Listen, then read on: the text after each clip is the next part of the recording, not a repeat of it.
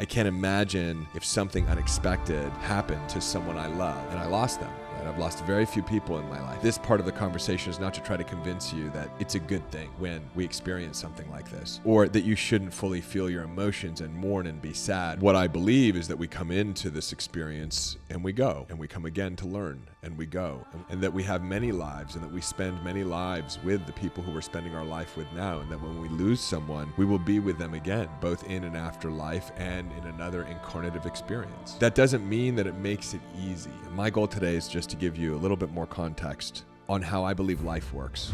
Hey, it's David. Welcome back to another episode of A Changed Mind, a place designed to be a sanctuary for your spirit, where today I'm going to remind you of the certainty of the goodness of the future. Man, I'm so excited for today's episode. It is such a common question that I receive that, my gosh, for so many years I did not have a good answer to.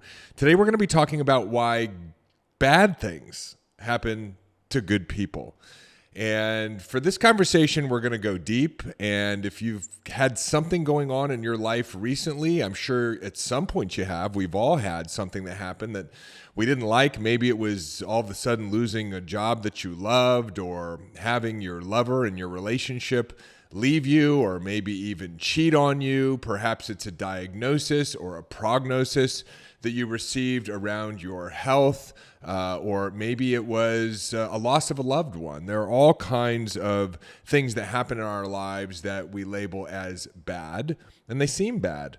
And maybe they are bad. I don't know. We're going to explore that today on this episode. My hope for you is that you can change your perception of the experiences as you have them, so that you can live in more joy and be in more calm and be more connected to spirit, and so that you can more consistently be moving towards creating what you want in your life. And a lot of times things happen to us that seem bad and we get entangled and caught up with them. So we're going to dive into that today. If you are a new listener, welcome. If you have not yet subscribed to this podcast, please do. And if you love this episode, or you've listened to other episodes and you just haven't taken a moment yet to leave me a review and or a comment, if you can, please do. If you're joining us on YouTube, same thing. Subscribe, like this video if you do like it, and comment if this resonates with you, this conversation we're having today, or if you have any questions. And we're going to break down this why bad things happen to good people into three categories that we're going to look at. Number one is just the day-to-day things that happen in our life, right? The shit that shows up that we don't prefer, and that we feel like we have to tolerate, or kind of sometimes we get entangled with, and it takes us time and energy to release ourselves of that experience. The second one is what's going on in the world today. I don't know if you've noticed or if you experience it the same way I do, but it seems like there's a lot of things happening on a global level, a national level, things that affect us in terms of our bank accounts, in terms of our health care. There are wars going on in the world. There are pandemics. There are recessions. I don't think any of us would really deem these things as good. So why are these bad things happening to us good people? And number three, personal tragedy. We're going to take a look at the loss of a loved one. You know, there seems to be no good explanation for why a parent should ever have to experience their child with a terminal disease, why we have things in the world like sexual abuse or child trafficking, and we're going to try to give some context to this. Because one of the things that I believe is that we exist, we live in a loving, intelligent reality, in a loving universe, that actually everything, and this is one of the fundamental tenets of how I try to experience the world, everything is happening for our greatest growth, our greatest prosperity, and our greatest evolution. And there's really no exception to that rule. And so, well, how could these bad things be happening if there's a loving God or a loving Jesus or a loving Allah or a loving universe or a loving force that is governing or dictating or co-creating the different circumstances and situations and experiences that we have? And I want to move into sharing with you what's called the parable of the wise farmer.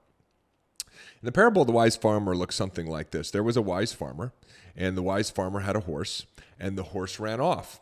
And the ignorant neighbor said to the wise farmer, "Oh, what a tragedy. Your horse, your only horse, has escaped and is gone, and now you have no horses." And the wise farmer responded, "Who knows what's good or bad?" And a few days later, his horse came back with 10 wild stallions who followed him back. And so now the wise farmer had 11 horses, and the ignorant neighbor said, "Oh, what an incredible thing that's happened to you. This is such a blessing. You now have 11 horses." And the wise farmer said, "Well, who knows what's good or bad?" The wise farmer's son was out riding one of the wild stallions, and he got bucked from the back of the horse, and he ended up severely breaking his ankle. And the ignorant neighbor said to the wise farmer, "Oh, what a tragedy. Your son is now, broken his ankle." And the wise farmer says, "Well, who knows what's good or bad?" Several weeks later, there was a big war, and the military and government came to take all of the young, able-bodied men and take them off to this war where they were all going to certainly die. And the ignorant neighbor says, "Oh, what a phenomenal stroke of luck. Your son isn't going to be taken off to the war where he's certainly going to die because he has a broken ankle." And the wise farmer said, "Who knows what's good or bad?" The reason why I share this parable with you, the wise farmer and I sort of differ in one thing. I actually think everything is good, is that life is a series of cause and effects, that there's a chain of events. If we look back in our life, that's all it is. It's a chain of events. And that in one way or another, you're going to experience things that you prefer and things that you don't prefer in that chain of events. And what we're going to see as we dive into this question of why bad things happen to good people is that all of the things that you cherish most in your life are also an effect of the things that are bad or the things that are problems. I experienced this in my own life, and we'll sort of transition into this, day-to-day bad things that happen as we look at them together. Back in my early 30s, I met a young woman who I thought was the woman of my dreams. And I dated her for, I don't know what it was, a year and a half.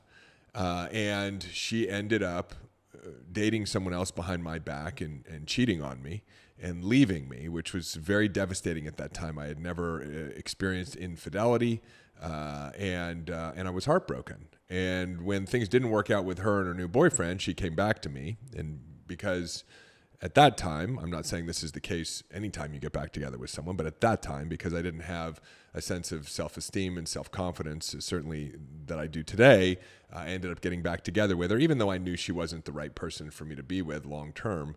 And then she did the same thing with the same guy. So we can look at that and say, oh, this is just a bad thing, right? Like my spouse has cheated on me. My spouse has left me.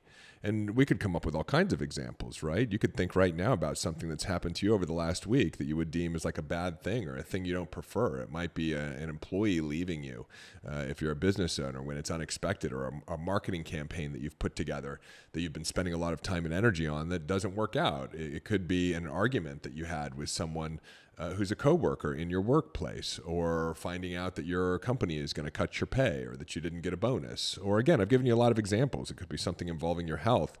It could be something involving, you pursuing your passion and then realizing that there are some roadblocks that you didn't expect as you were pursuing your passion. Or maybe you have a hobby and it's a physical hobby and you've suffered an injury, right? That's a bad thing that happens. With someone who's very close to me in my life, who I spent about a third of my life with, is my Chihuahua, Dexter. Now, Dexter passed when he was 14 years old, which was about 5 years ago. And Dexter was the most important being in my life. I spent from 20 years old, from 30 years old till about 44 years old with Dexter. And he was with me through my drug and alcohol addiction. He was with me through the big change in my life of deciding that I was going to go out and teach and help people. He was with me as I attracted Carol, my soulmate. He was with me for all of my major milestones other than the recent birth of my son. And so Dexter was one of the greatest blessings I've experienced in my life. I found Dexter because I decided that I was going to go get a Chihuahua. A friend of mine had a Chihuahua, and I love the breed. And this woman who I told you about found another woman in the city where I lived in Orlando who had puppies, Chihuahua puppies. And so we went one Sunday afternoon to go and take a look at these puppies. And I was going to pick out one or two or three of the other dogs that were there. But the girl that I was dating said, "Oh, look at that cute one in the back." He looked quite lethargic, to be honest with you. Very, very shy. Not the kind of puppy that I would have picked out. But because I was dating her, I ended up selecting Dexter. And Dexter changed my life forever. I never would have found Dexter if it was not for this experience of dating someone who ended up leaving me and cheating on me, not once, but twice. The other thing I'm aware of, and there are many things I'm aware of that were benefits that came out of this bad experience. Who knows what's good or bad? I would say it's all good. It's just a series of events that lead us to the best things in our life. Some of those things we don't prefer. But that experience also helped me get clear on the type of woman that I did want to be with, the type of values of the woman that I wanted to be with. And a lot of those values, if not all of them, as I got clear on desiring a partner who held those values, were what attracted Carol, my wife. So being with someone who wasn't someone that I ultimately wanted to be with, that I could have deemed as a bad experience, was part of me getting clear on what I actually do want and being able to have a vision for it and to create and materialize that in my life. And so I want you to think about those things that have occurred in your life. Maybe you can leave a comment. If you're watching on YouTube, you could just contemplate it. If you're listening and you're on the go on the podcast, but again, go back in your past and find something that was not a quote unquote good experience, but it was part of life, intelligence, the universe, God's way of guiding you to something that you actually truly cherish today. Maybe it's a person, maybe it's a job opportunity, maybe it's a certain amount of money that you've earned, maybe it's a friendship that you value. But what you'll see is that there's an intelligent design to our life where we experience things that we don't prefer, because they redirect us or support us in creating, being, doing, and having the things that we value most in our life. And by going through those bad experiences, we get even clearer on what it is that we do want. And that's a very important part of achieving any type of goal or materializing or manifesting any type of vision. So these bad things are essentially the seeds for everything good that we experience in our life. And you'll notice as well that as you go back and contemplate something that perhaps you had deemed as a bad thing, it also helped to shape you. It helped to prepare you for being the person. Maybe it's developing the skills or, again, the character traits or qualities or values of who you are today, that had you not developed those skills or traits or values, you wouldn't have some of the things that you value today, some of the things that you appreciate most. So, are there really any bad experiences in our life? Well, it's certainly possible that we could look at some of these more simple personal examples and go, hey, yeah, I could see how this was necessary. And in fact, the discomfort was temporary. And if I experience something like that today, it actually might not be as big of a deal because I've become an even more expansive person as a result of that experience. What about the things that we're observing as we look out into the world today? I mean, it really doesn't matter what side of the argument that you sit on, but there's a lot of division out there, right? There's certainly an abuse of the pharmaceutical industry. I mean, more or less, we would call that organized crime. These are companies that have actually paid billions of dollars in criminal reparations for knowingly providing their clients, meaning you and I, with medical products that they knew would do us harm. I mean, look what happened in the banking system crisis, right? Everything that came out in terms of the banking sector and the executives of those companies knowing that they were piling a tremendous amount of our money on top of risky debt, right? That they were selling mortgages to people who shouldn't ordinarily qualify for mortgages in order to make money, which was basically a tinderbox for the entire housing industry and our entire economy. And then as that meltdown occurred, our own government gave them almost $1 trillion to fix the problem, which they didn't hand off to any of us. Instead, they went and bought up all of our assets and resold them to us at a premium price. You look at the military-industrial complex, right? Fundamentally, there's a problem in the world. It's a bad thing that we have private corporations who are incentivized and motivated to have more wars, and that they're able to lobby our political representatives in order to influence government policy, right? You could look at this and say these are bad things. Whether you want to agree that there's a greenhouse effect taking place, there's no argument over whether or not we're destroying habitat around the world, right? The Great Plains are disappearing. The Amazon rainforests are disappearing. There's a holocaust upon the oceans.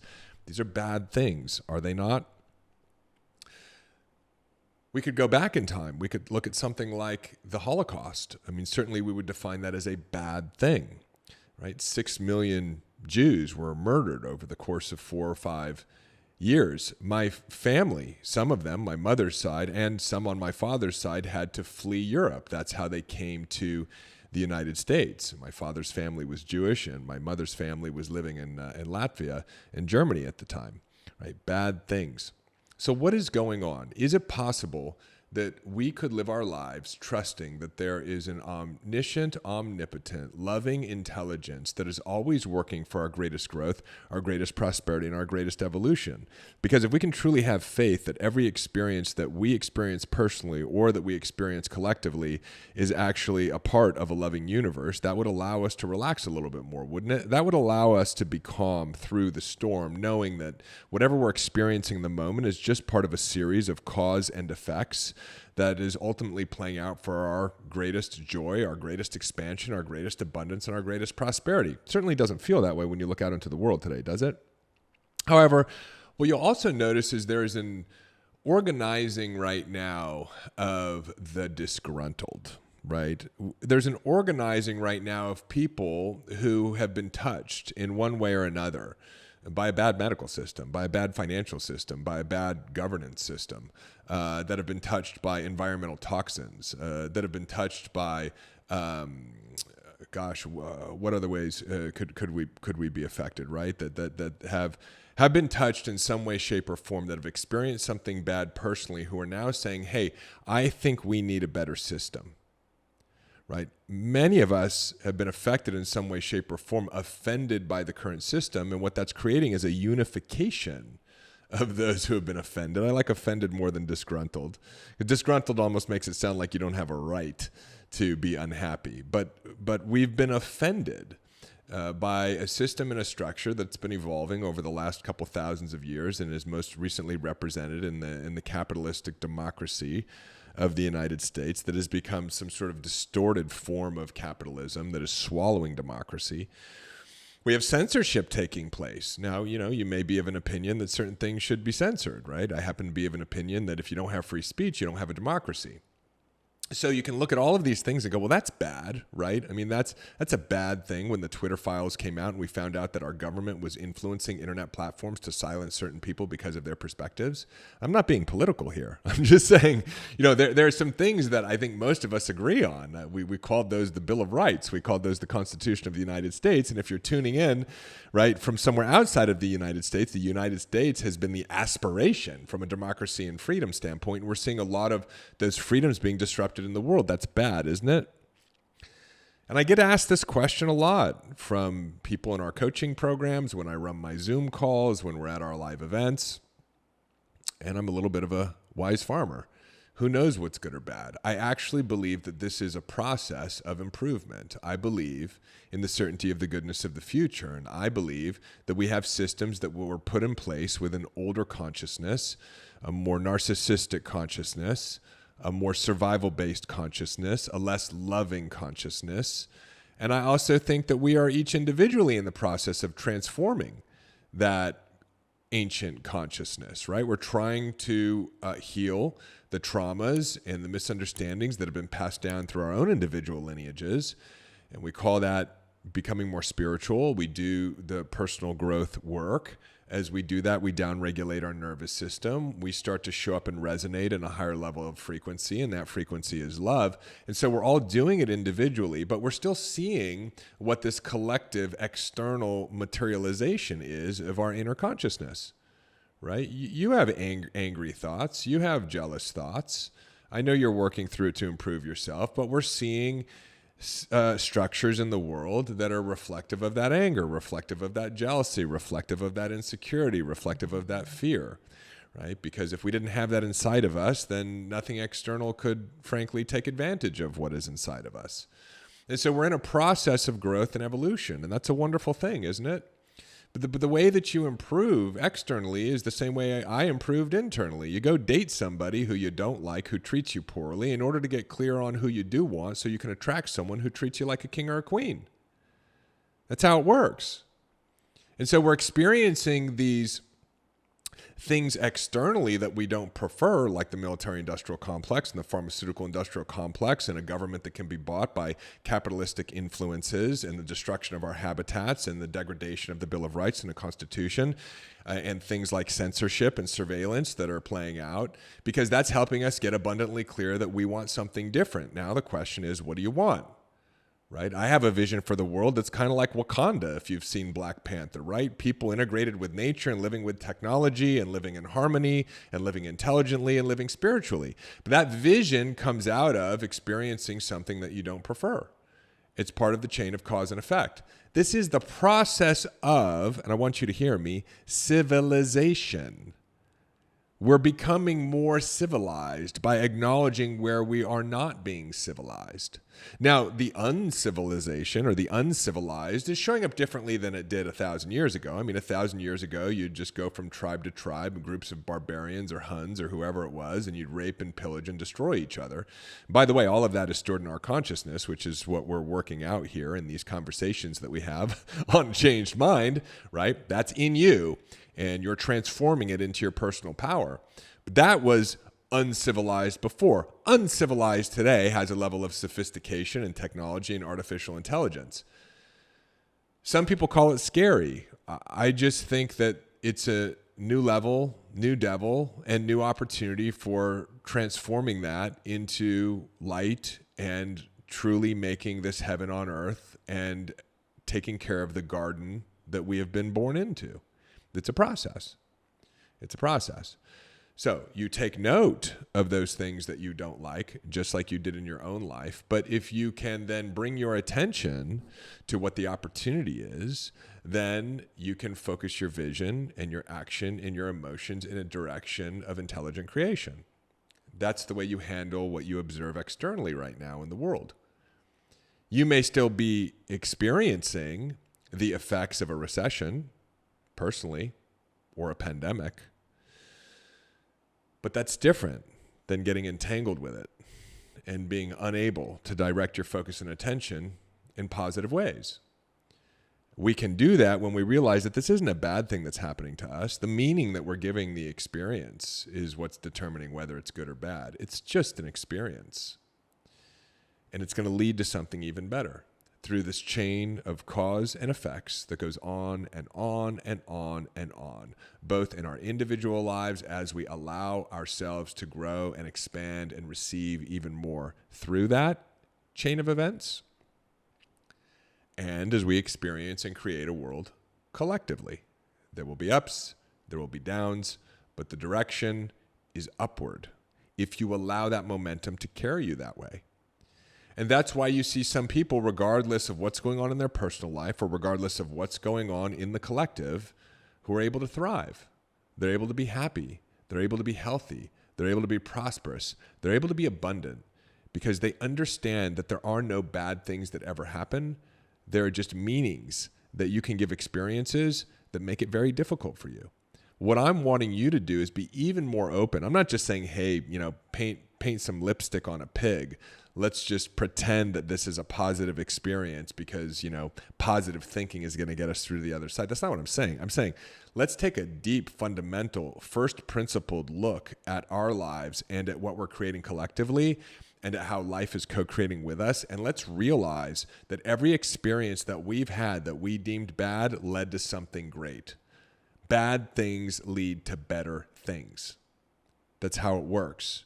And so when you realize that, those bad things stop being bad. Now, I'm not saying we don't prefer the Holocaust, and I'm not saying in the vernacular of our language that we can't call it bad. I'm just saying recognize how the superorganism of consciousness and intelligence is materializing and manifesting over time. Part of the process is this change through different chapters that we don't prefer, but it always leads us to a better place.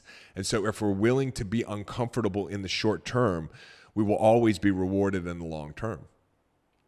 And then you can say, well, Dave, I mean, how could you possibly be saying this? 6 million Jews died. Well, this also takes us to, hey, how could it possibly not be a bad thing when someone's child is diagnosed with a terminal illness, right? Or when we have things in the world, almost as we were talking about with global issues like child trafficking, or when someone is sexually abused. Well, I'm going to divide this into two categories. I want to talk about, for example, sexual abuse, physical abuse, these bad things that happen to us when we are children, that happen to children today.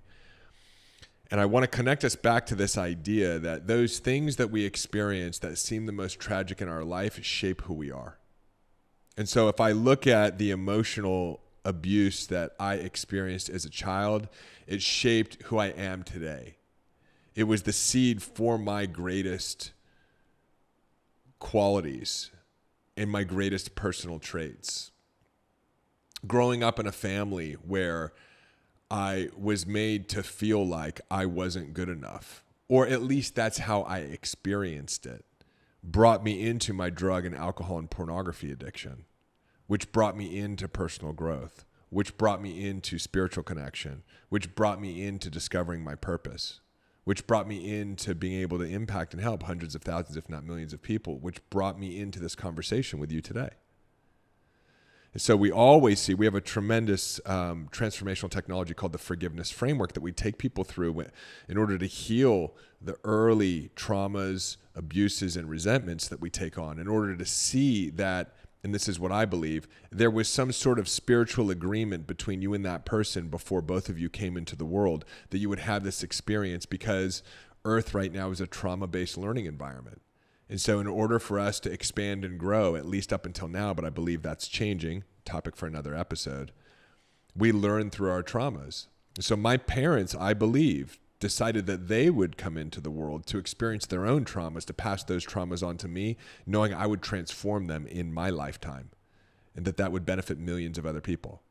So I believe that whatever happened to you, or what happens to other children, while I don't prefer that it happens, I also am wise enough not to question how intelligence operates in our lives, but to trust that is for our greatest growth, our greatest prosperity, and our greatest evolution. And I can see in my own life and the lives of so many other people that the traumas we experienced became unpacked over time and became the greatest frequency of our personal power.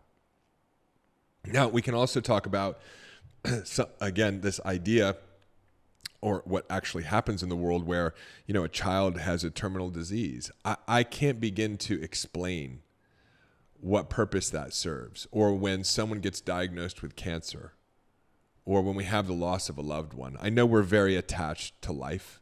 We're very attached to this third dimensional experience, even though we are at our essence spirit that comes into the body and is blessed with a very physical experience of life. We know that reality is an illusion. It's a bunch of vibration. It's a bunch of energy. It's a bunch of moving particles and atoms and molecules that are mostly nothing.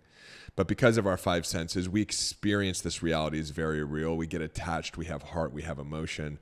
I can't imagine if something unexpected happened to someone I love and I lost them, right? I've lost very few people in my life.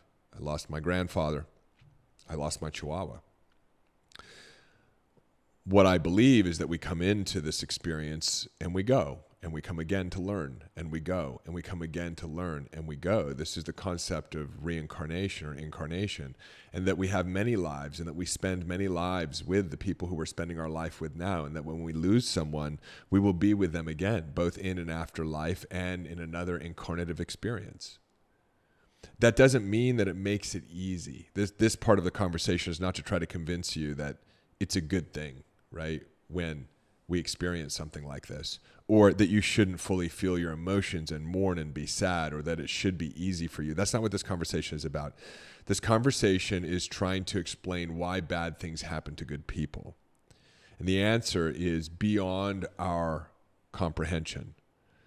But what I'm encouraging you to do is to trust, because you can see it in your own individual life. And maybe you can also see it as I'm articulating what's happening in the world with this change and expansion of consciousness that's going through this transformation through the systems that we're seeing today, and sort of the beginning of the bottoming out or the falling out of the old structures and the emergence of the new. That same logic or philosophy or law is playing out even in the most tragic personal experiences of our own lives. Right? We'll only know when we get there, right? Whether or not we reunite with our loved ones, whether or not, if we pass over to the other side, we're given the opportunity to have full understanding of what this life was about.